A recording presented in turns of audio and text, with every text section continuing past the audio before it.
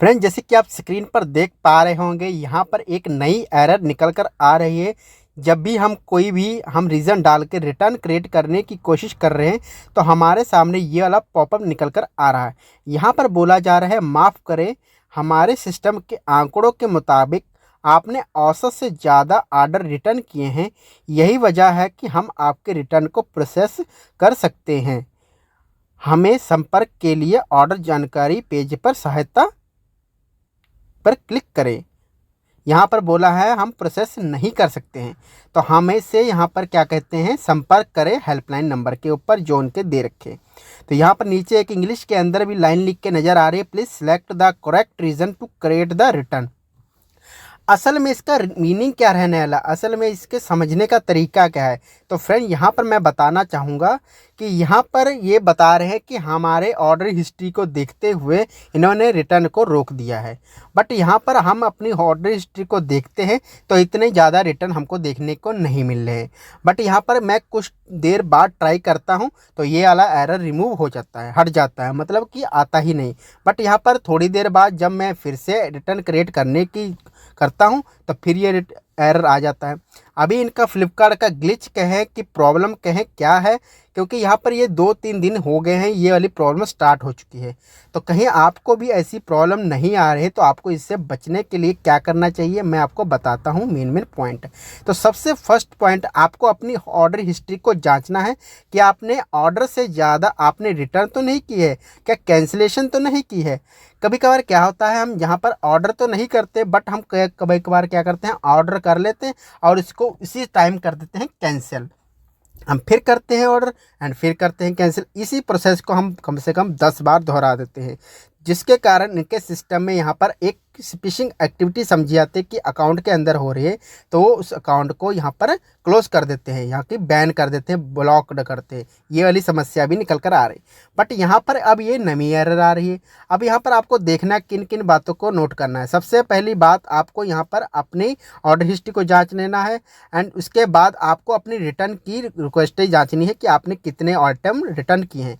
अगर आपको लगता है कि आपने कोई भी अधिक रिटर्न वगैरह आपके नहीं गए हैं, फिर तो आपको घबराने की बिल्कुल ज़रूरत नहीं है, आपका रिटर्न हो जाएगा। आप यहाँ से कीजिए या उधर से कीजिए, आपका रिटर्न 100% कर लिया जाएगा। बट यहाँ पर मैं आपको करके भी दिखाऊंगा रिटर्न रिक्वेस्ट। तो यहाँ पर हो रहा है मेरा। अब यहाँ पर हम बैक प्रेस करते हैं, तो जैसे हमने बैक प्रेस किया, यहाँ पर हम बैक प्रेस करके बैक चले जाते हैं एंड यहाँ पर हम सिंपली हम करेंगे रिटर्न। अब जैसे हम रिटर्न के ऊपर क्लिक करेंगे तो यहाँ पर हम कोई भी जो रीजन है हम सेलेक्ट करने की कोशिश करते हैं एंड देखते हैं कि हमारा रिटर्न हो रहा है कि नहीं। तो यहाँ पर यूज्ड प्रोडक्ट रिसीव, यहाँ पर क्वालिटी नॉट एक्सपेक्टेड, इसके ऊपर हम क्लिक करते हैं। तो जैसे कि हम यहाँ पर फटाफट से क्वालिटी वगैरह डालकर एंड कंटिन्यू पर क्लिक करके देखते हैं कि हमारा रिटर्न रिक्वेस्ट हो रहा है कि नहीं। तो फ्रेंड, जैसे कि स्क्रीन पर आप देख पा रहे हो, यहाँ पर हमारा रिटर्न तो हो रहा है, फिर यहाँ पर हमको बार बार वो वाली एरर क्यों आ रही है सामने। अब यहाँ पर इनके सिस्टम में थोड़ा सा ग्लिच हो सकता है, जिसके कारण हमारा रिटर्न नहीं हो रहा है, क्योंकि कभी कभार हमारा रिटर्न हो रहा है एंड कभी कभार नहीं हो रहा है। अभी इनके क्या हो रहा है, सिस्टम में एरर आ रही। बट अगर ये एरर आपके सिस्टम में अगर बार बार आपके एरर आ रही तो आपको यहाँ पर घबराना नहीं है, आपको डायरेक्ट कस्टमर से सपोर्ट करनी है एंड उनसे कोऑर्डिनेट करना है, उनसे पूछना है कि बार बार हमारे इसमें ये प्रॉब्लम क्यों आ रही है सर।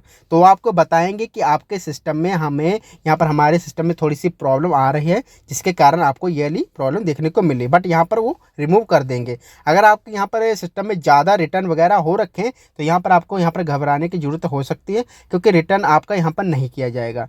अब यहाँ पर ये वाली आपको इस प्रॉब्लम का सामना करना पड़ सकता है, क्योंकि अगर आपने ये लिए अपनी अलग से यहाँ पर रिटर्न रिक्वेस्ट बना के कोशिश की तो यहाँ पर आपका अकाउंट भी ब्लॉक कर दिया जाएगा। क्योंकि अगर आपने अपनी तरफ से अगर आपने रिटर्न मान के चलिए आपने रिटर्न खुद से यहाँ से नहीं, और आप डायरेक्ट कस्टमर कैसे कहेंगे कि रिटर्न कर दीजिए। वो अपनी जगह से इस सिस्टम में रिटर्न वगैरह आपकी जो क्लैरिफिकेशन लेंगे, जब वहाँ पर एंटर करेंगे तो उसी के टाइम आपका यहाँ पर अकाउंट ब्लॉक कर दिया जाएगा। जब अकाउंट ब्लॉक हो गया तो आप कुछ भी नहीं कर सकते, आपका अकाउंट अनब्लॉक नहीं हो सकता। कुछ चांसेस होते हैं जिसमें अकाउंट ब्लॉक हो, वो भी 99.01% के चांसेस रह, मतलब 1% का चांस रह जाता है। 99% यहाँ पर ना के बराबर होती है कि आपका यहाँ पर अनब्लॉक नहीं किया जाएगा। अभी इससे आपको बचने के लिए आपको यहाँ पर ज़्यादा रिटर्न नहीं करने हैं एंड आपको यहाँ पर उनका अपना ऑर्डर हिस्ट्री अच्छी बनानी है एंड आपको रिटर्न जो कम करनी है, आपको यहाँ पर इनके रेगुलर कस्टमर जो होते हैं उस हिसाब से बने रहना है। आपको ज़रूरत है तभी आइटम रिटर्न करें, आपको लेना है तभी करें, क्योंकि अभी यहाँ का क्या चल रहा है, फ्लिपकार्ट पर ऑर्डर रिटर्न रिक्वेस्ट ये वाली बहुत चल रहा है। ओपन बॉक्स जैसे कि आपको पता है बहुत ज़्यादा ही तेज़ी से चल रही, जिनके कारण क्या कर रहे हैं लोग जो होते हैं रिटर्न वगैरह ज़्यादा कर रहे हैं, जिनके कारण अकाउंट भी ब्लॉक हो रहे हैं। तो आपको इन चीज़ों से बचना है। एंड यार यही बस मैं बताना चाहता हूँ था, ये आपको यह प्रॉब्लम ना आए। तो इसी के साथ हम करते हैं वीडियो को समाप्त। तब तक के लिए रखें अपना फ्रेंड ख्याल। Okay friend, bye.